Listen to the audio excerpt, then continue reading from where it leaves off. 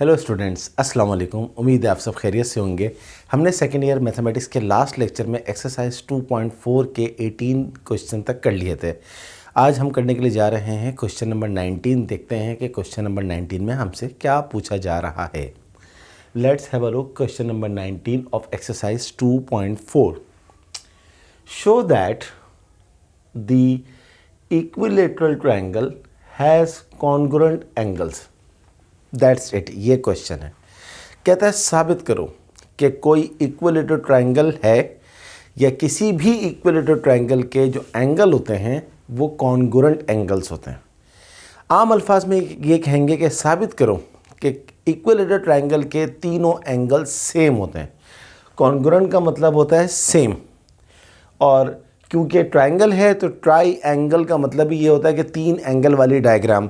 तो हमें ये साबित करना है कि इक्विलेटरल ट्रायंगल के तीनों एंगल क्या होते हैं, वो कॉन्ग्रुएंट होते हैं, यानी कि सेम होते हैं।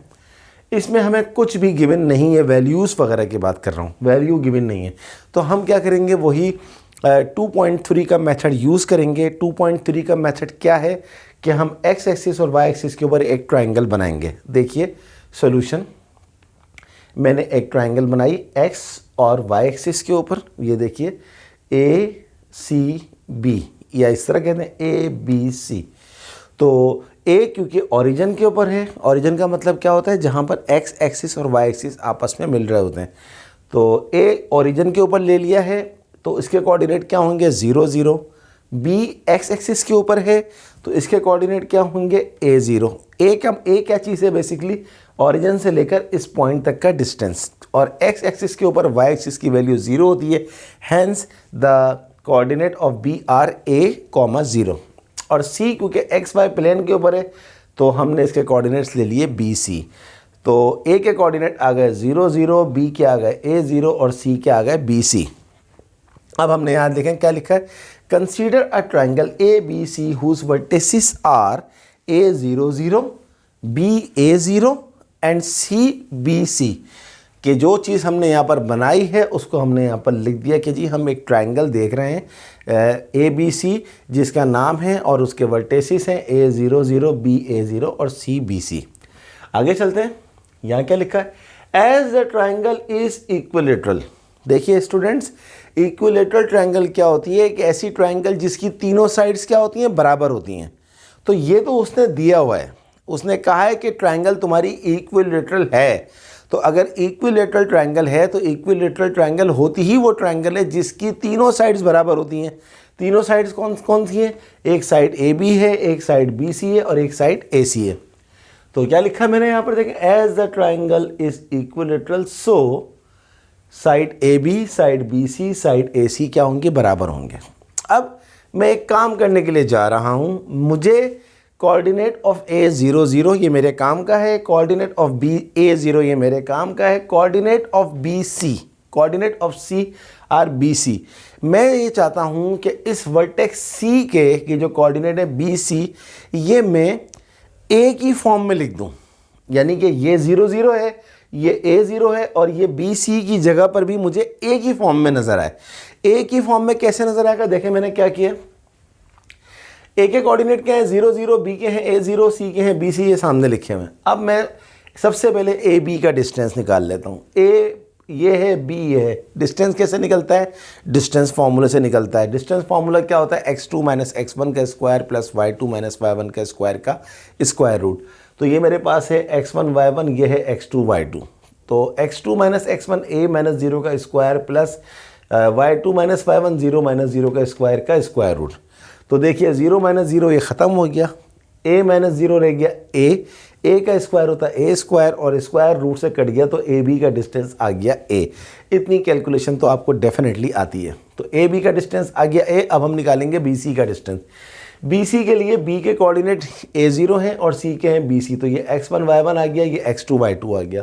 तो x2 माइनस x1 का होल स्क्वायर यानी कि B माइनस A का square plus y2 minus y1 का होल स्क्वायर यानी कि C माइनस 0 का होल स्क्वायर का स्क्वायर रूट। अब ये लिखा हुआ है B माइनस A का होल स्क्वायर। आप जानते हैं कि होल स्क्वायर हमेशा फॉर्मूले से एक्सपेंड होता है। माइनस का है तो माइनस का फॉर्मूला लगेगा। कौन सा formula, A square minus 2AB plus B square, B square minus 2 into A into B plus B, यहाँ पर क्या हो जाएगा, ए की जगह पर ए स्क्वायर, तो A square minus 2ab plus A square. I hope you understand. यहाँ पर ए जो है वो बी है और बी जो है वो ए है, और ये क्या लिखा हुआ है, सी माइनस 0 का होल स्क्वायर, ये हो जाएगा सी स्क्वायर, स्क्वायर रूट लगा हुआ है, स्क्वायर रूट रहने दें। तो ए बी का डिस्टेंस हम निकाल चुके हैं ए, बी सी का डिस्टेंस हमने निकाला है B square minus 2ab plus A square plus C square का रूट। अब हम निकालेंगे ए सी का डिस्टेंस। ए के कोऑर्डिनेट क्या है 0 0, सी के कोऑर्डिनेट क्या है बी सी, तो ये हो जाएगा x1 y1, ये हो जाएगा x2 y2, तो ये हो जाएगा b माइनस 0 का होल स्क्वायर प्लस सी माइनस 0 का होल स्क्वायर का स्क्वायर रूट। b माइनस 0 क्या होता है, b का स्क्वायर आ गया b स्क्वायर, प्लस सी माइनस 0 क्या होता है, c का स्क्वायर आ गया c स्क्वायर, और इसका आ गया स्क्वायर रूट। अब आपके पास तमाम डिस्टेंसेस आ चुके हैं। ए बी का डिस्टेंस आ गया है, यानी कि यहाँ से लेकर यहाँ तक का डिस्टेंस आ गया ए, बी सी का डिस्टेंस, बी से लेकर सी तक का डिस्टेंस आपके पास आ गया ये, और ए सी का, ए से लेकर सी तक का डिस्टेंस आपके पास आ गया ये। अब हम थोड़ा सा आगे बढ़ेंगे। देखिए मैंने यहाँ पर क्या लिखा है, मैं बी सी को ए सी के बराबर ले रहा हूँ, क्योंकि हम इक्विलेटरल ट्रायंगल है तो हम कोई सी भी दो साइड्स बराबर ले सकते हैं। तो सबसे पहले मैंने बी सी और ए सी को एक दूसरे के बराबर ले लिया, बी सी बराबर ए सी। अब बी सी तो मैं निकाल चुका हूँ, क्या निकाला है मैंने B C, B square minus 2ab plus A square plus C square का root is equal to A C भी मैं निकाल चुका हूँ। क्या निकाला, ये देखें, ये लिखा हुआ है B square plus C square का रूट। दोनों तरफ जब रूट आ जाते हैं तो वो रूट कट जाते हैं, तो रूट से रूट कट गया, खत्म हो गया। अब आप गौर से देखें, यहाँ भी बी स्क्वायर लिखा हुआ है, यहाँ भी बी स्क्वायर लिखा हुआ है, बी स्क्वायर से बी स्क्वायर कट गया, यहाँ भी सी स्क्वायर लिखा हुआ है, यहाँ भी सी स्क्वायर लिखा हुआ है, सी स्क्वायर से सी स्क्वायर कट गया। बाकी क्या बचा, यहाँ बचा minus 2ab plus A square, और उस साइड पर कुछ भी नहीं बचा तो 0 बचा। इन दोनों में से मैं ए कॉमन निकाल लेता हूँ। जब ए कॉमन निकाल लिया तो मेरे पास यहाँ पर क्या आ जाएगा, minus 2b plus A is equal to 0। ये ए वहाँ जाके 0 से डिवाइड हो जाएगा, जब कोई चीज़ 0 से डिवाइड होती है तो 0 हो जाती है, ख़त्म हो जाती है। क्या बचा, minus 2b plus A is equal to 0। Minus 2b को उठा के यहाँ ले आया तो ये प्लस 2b हो जाएगा, और b मेरे पास क्या आ जाएगा, 2 को वहाँ डिवाइड कर दें a से तो b का वैल्यू आ गया a/2। टारगेट क्या है, टारगेट है b और c को a की फॉर्म में लिखना। क्यों लिखना है a की फॉर्म में, अभी आपको बता देता हूँ थोड़ी देर में। तो b आ गया a की फॉर्म में a/2, यानी कि अब मैं इस b को हटा के इसकी जगह पर a/2 लिख सकता हूँ। अब मैं एक काम और कर रहा हूँ, मैं ए बी को ए सी के बराबर कर रहा हूँ। क्यों, क्योंकि इक्विलेटरल ट्रायंगल है, उसने ऑलरेडी बताया, तो ए बी को ले लिया ए सी के बराबर। ए बी का डिस्टेंस मैं निकाल चुका हूँ, कितना है ए, और ए सी का डिस्टेंस भी मैं निकाल चुका हूँ, कितना है B square plus C square का रूट। अब रूट ख़त्म करने के लिए हम क्या करेंगे, स्क्वायरिंग ऑन बोथ साइड करेंगे। तो सबसे पहले मैंने क्या किया, देखें ये है b की जगह पर जो मैंने अभी वैल्यू हासिल की थी b की, क्या आ गई a/2, तो वो a/2 मैंने यहाँ रख दिया, तो ये b का स्क्वायर था, ये हो जाएगा a/2 का स्क्वायर प्लस सी स्क्वायर का रूट आ गया। अब स्क्वायरिंग बोथ साइड करेंगे तो ताकि रूट ख़त्म हो जाए, तो जब स्क्वायरिंग बोथ साइड करेंगे तो a की जगह पर आ जाएगा a स्क्वायर, और स्क्वायर से ये वाला रूट ख़त्म हो जाएगा, तो यहाँ क्या बचेगा a का स्क्वायर, और 2 का स्क्वायर क्या होता है 4, क्योंकि इस पर तो स्क्वायर था, और ये plus C square, root already ख़त्म हो चुका है स्क्वायर से। अब देखिए ये a स्क्वायर अपॉन 4 है, इसको वहाँ शिफ्ट कर दें तो ये हो जाएगा a स्क्वायर, ये वहाँ जाके माइनस हो जाएगा, तो ये हो जाएगा माइनस a स्क्वायर अपॉन 4। इसके नीचे क्या लिखा हुआ है, कुछ नहीं लिखा हुआ, तो 1 लिखा हुआ है। 4 और 1 का एलसीएम हम ले लेंगे 4, तो ये हो जाएगा 4 1 जा 4a square minus 1a square, तो ये हो जाएगा 4a square minus 1a square, 3a square upon 4, या हम इसको इस तरह भी लिख सकते हैं 3/4 का a स्क्वायर, इससे कोई फ़र्क नहीं पड़ता। स्क्वायर हटेगा तो इस साइड पे रूट लगेगा, क्या हो जाएगा 3/4 a स्क्वायर का कंप्लीट रूट आ गया। अच्छा, ये रूट 3 ऐसे लिख दिया क्योंकि 3 का रूट पॉइंट में आएगा, point is not necessary over here. a square root से बाहर आ जाएगा तो a हो जाएगा, और 4 रूट से बाहर आ जाएगा तो 2 हो जाएगा। अब आप गौर से देख लें, मेरा टारगेट क्या था, मेरा टारगेट था b और c को, c वर्टेक्स का जो b और c है, इन दोनों को a की फॉर्म में लिखना। तो b भी आ चुका है a की फॉर्म में a/2, और c भी आ चुका है a की फॉर्म में √3a/2। तो यहाँ मैंने लिख भी दिया, मेंशन भी कर दिया। देखिए नाउ a आपके पास क्या है 0 0, सॉरी मैंने गलत लिखा है यहाँ पर, ये आ गया। a आपके पास क्या है 0 0, b आपके पास क्या है a0, ये आपके सामने लिखा हुआ है, एंड c आपके पास क्या है, अभी आपने निकाला था c, यहाँ था BC, लेकिन अब क्या हो गया, b का वैल्यू क्या है, b की जगह पर लगा देंगे b का वैल्यू जो कि क्या आ रहा है a/2, कॉमा, और c की जगह पर c का वैल्यू लगा देंगे जो कि क्या आ रहा है √3a/2। तो अब हमारे पास देखें ये सब में a आ गया, ये ज़रूरी था क्योंकि इसके बगैर हमारा काम होता नहीं, कुछ भी गिवन नहीं था, हमने सब कुछ अपनी तरफ से हासिल किया है। अब हम अगले काम की तरफ जाते हैं। हमारा अगला काम जो है वो ये है कि हम ए बी के स्लोप को कह रहे हैं m1, बी सी के स्लोप को कह रहे हैं m2 और ए सी के स्लोप को कह रहे हैं m3। तो देखें मैंने यहाँ लिखा भी है, स्लोप ऑफ ए बी जो है वो m1 है, ए के कोऑर्डिनेट्स क्या है 0 0, बी के कोऑर्डिनेट क्या है a0।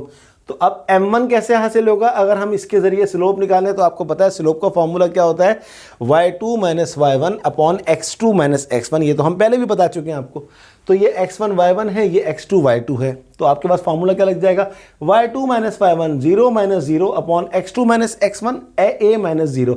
0 माइनस होता है 0, 0 होता है और a - 0 होता है a, और 0 से जब कोई चीज़ डिवाइड होती है तो आंसर 0 ही आता है।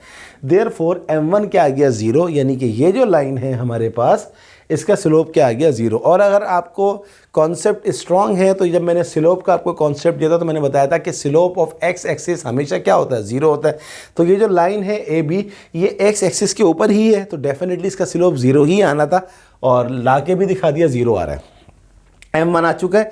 अब हम जाएंगे m2 की तरफ। m2 किसका स्लोप है bc का, यहाँ लिखा भी है मैंने, स्लोप ऑफ bc क्या है मेरे पास m2 है। अब b के कोऑर्डिनेट्स मेरे पास क्या है a0, और c के कोऑर्डिनेट्स जो मैंने a की फॉर्म में हासिल किए वो ये लिखे हुए a/2 और कॉमा √3a/2।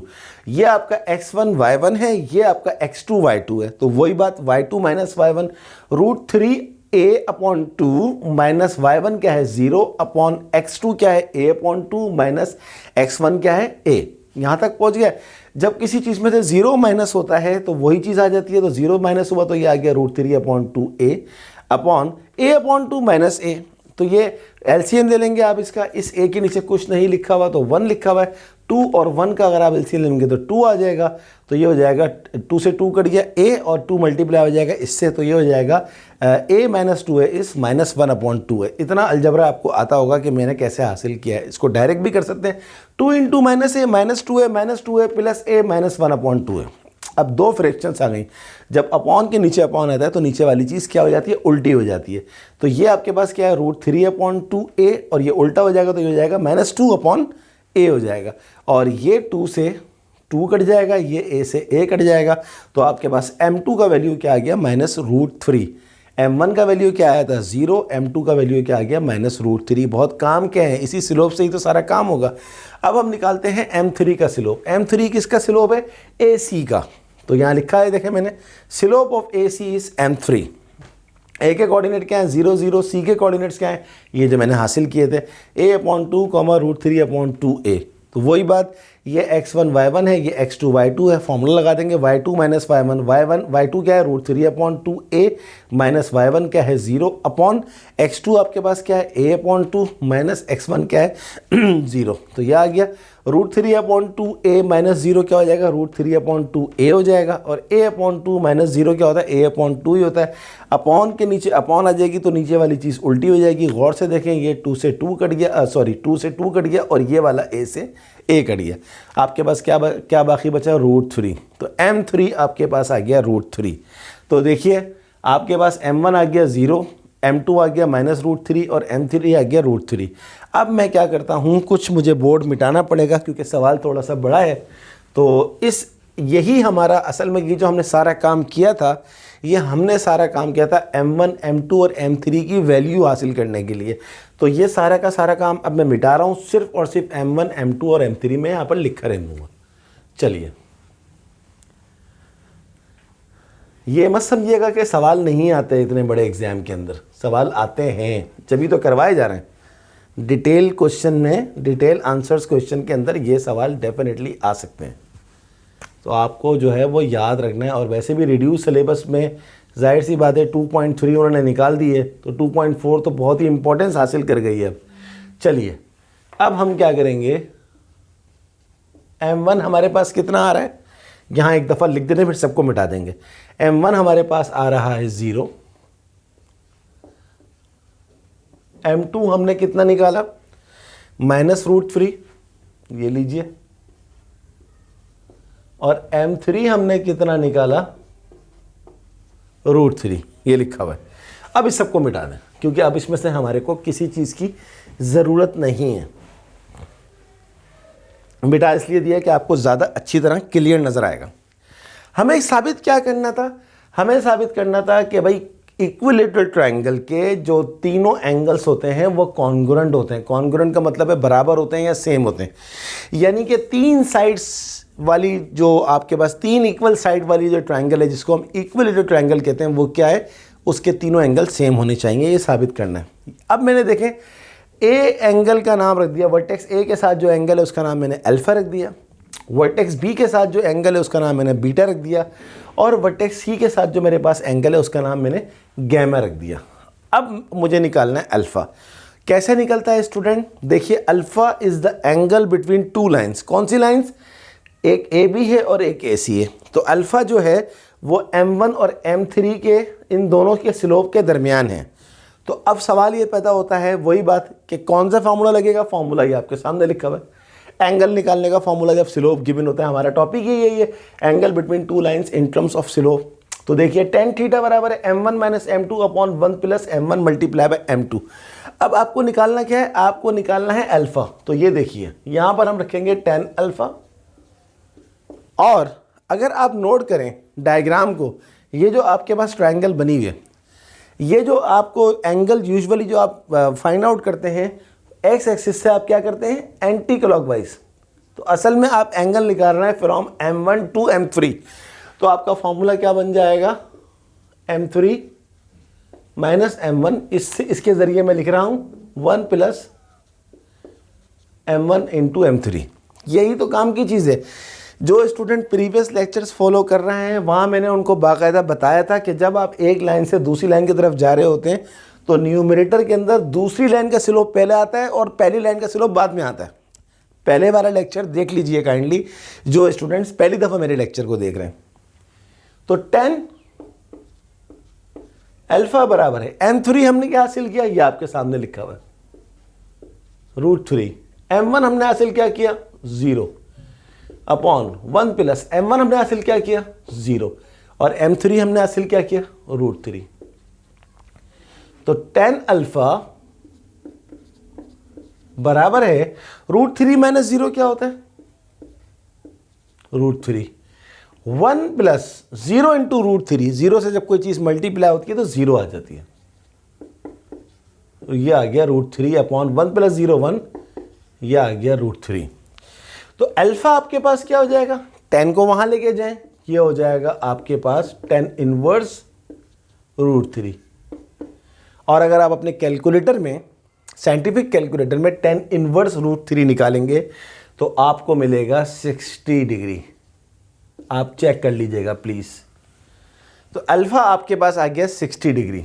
चलें अब हम क्या करते हैं, बात करते हैं बीटा की। तो देखिए आपके सामने बीटा किन 2 लाइनों के दरमियान है, बीटा है हमारे पास m1 टू m2।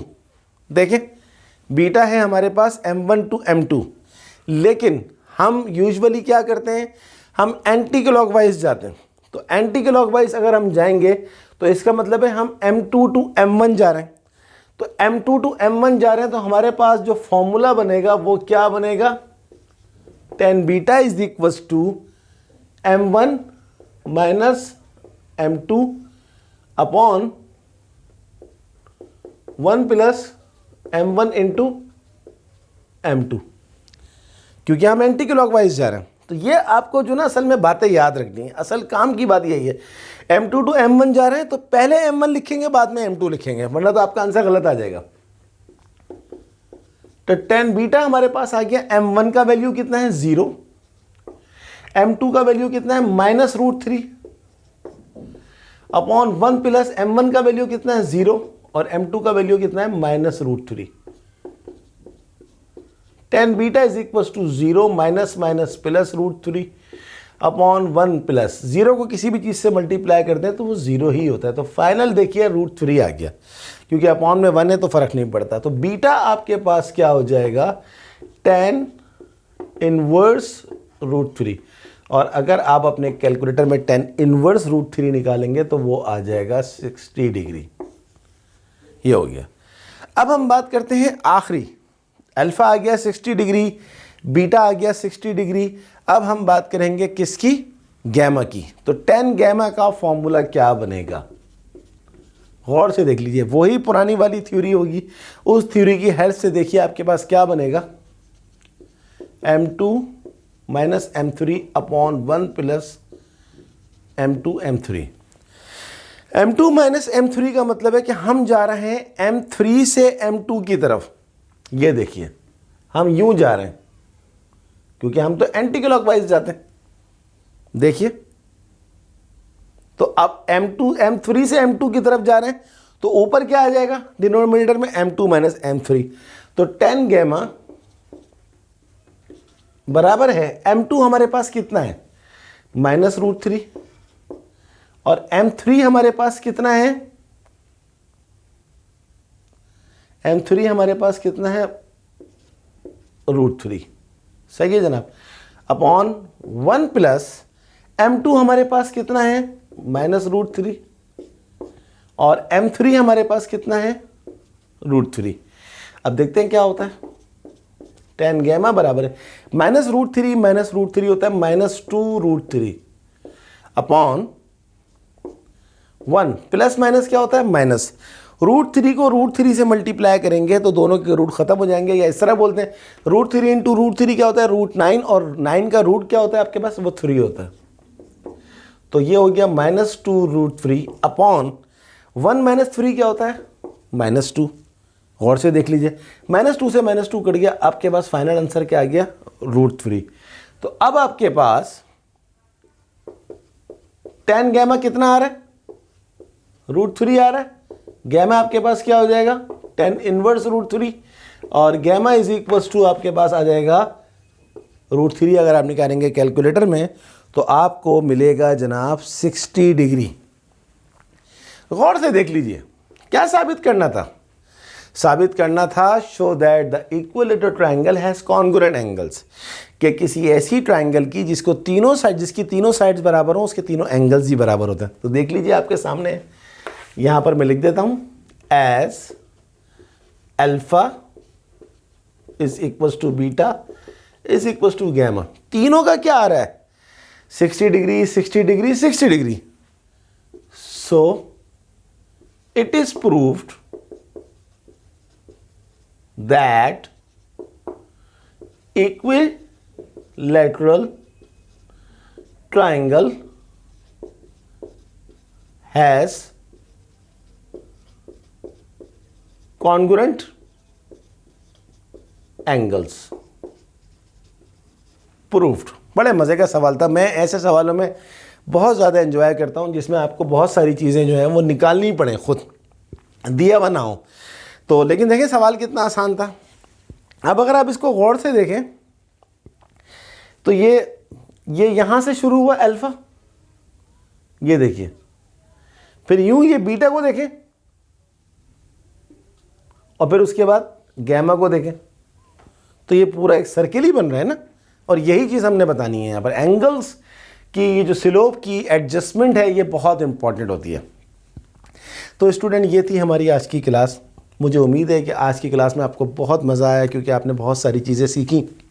अब इस एक्सरसाइज में कितने क्वेश्चंस रह गए हैं, आज 19 हो गया, बस 2 क्वेश्चंस तो रह गए हैं 20 और 21। ये भी इंशाल्लाह अगले लेक्चर में कोशिश करूँगा कि दोनों क्वेश्चंस करवा दूँ। आप सबसे रिक्वेस्ट है कि काइंडली मेरे चैनल को सब्सक्राइब कीजिए।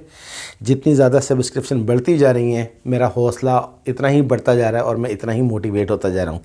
इसके साथ साथ सिर्फ़ और सिर्फ वीडियोस को लाइक और सब्सक्राइब ही ना करें बल्कि अपने तमाम दोस्तों को शेयर करें। एग्ज़ाम्स करीब आ रहे हैं, उन सबका फ़ायदा होना चाहिए। जो स्टूडेंट्स मेरे लेक्चर देख रहे हैं, मुझे पता है और मुझे उम्मीद है और मेरा यकीन है कि लेक्चर्स देखने के बाद उनको किसी किस्म के कोचिंग सेंटर की, किसी किस्म की होम ट्यूशन्स की या किसी प्राइवेट ट्यूशन्स की कोई ज़रूरत नहीं पड़ेगी। My lectures are enough for you. 100 में से 100 मार्क्स पक्के हैं, गारंटी है। बस प्रैक्टिस कीजिए। जो प्रॉब्लम हो मुझसे पूछिए, मैं आपकी ज़रूर हेल्प करूँगा। ओके स्टूडेंट्स, तो अगली क्लास तक के लिए आप सबसे अल्लाह हाफ़िज़।